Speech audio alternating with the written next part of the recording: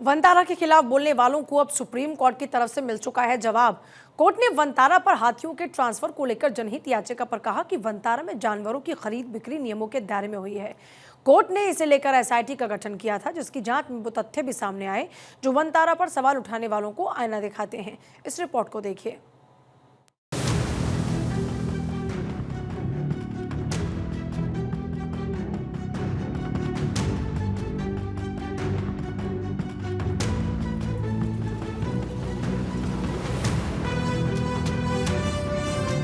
जिस वनतारा को जंगली जानवरों का सेकंड होम कहा जाता है, जिसका लक्ष्य है जानवरों का बचाव, देखभाल, रेस्क्यू केयर और रिहैबिलिटेशन, और जिसे जंगल का तारा दुनिया कहती है, उसी वनतारा को लेकर जब सवाल उठे तो एसआईटी जांच भी हुई और इसी एसआईटी रिपोर्ट में वो फैक्ट्स एंड फिगर्स सामने आए जिस पर देश की सबसे बड़ी अदालत ने भी दो टूक शब्दों में कहा है कि वनतारा में किसी तरह की गड़बड़ी नहीं पाई गई है।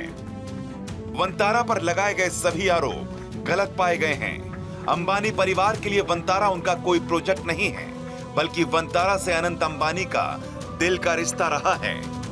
अंबानी परिवार का नाम जुड़ने से वनतारा सुर्खियों में तो रहा है, साथ ही ये टारगेट पर भी रहा है।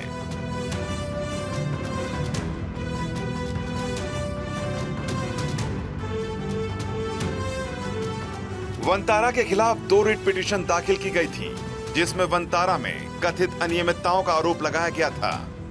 कोर्ट को पहले भी इस मामले में कुछ गलत नहीं मिला था, लेकिन मामला क्योंकि गंभीर था, लिहाजा कोर्ट ने 28 अगस्त को मामले की जांच के लिए एक एसआईटी का गठन किया था।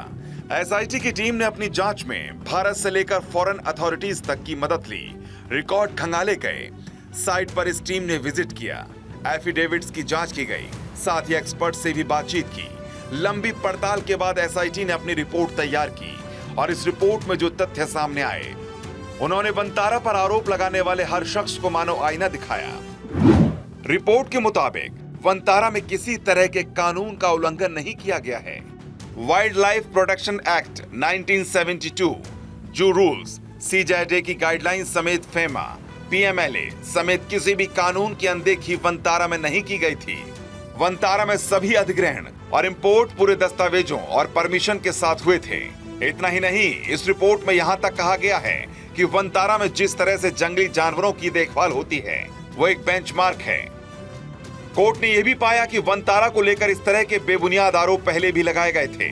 ऐसे में सुप्रीम कोर्ट ने सख्त होते हुए इस बात को भी कहा है, ऐसी अटकलबाजियों वाली याचिकाओं को जारी रखना प्रक्रिया का दुरुपयोग है।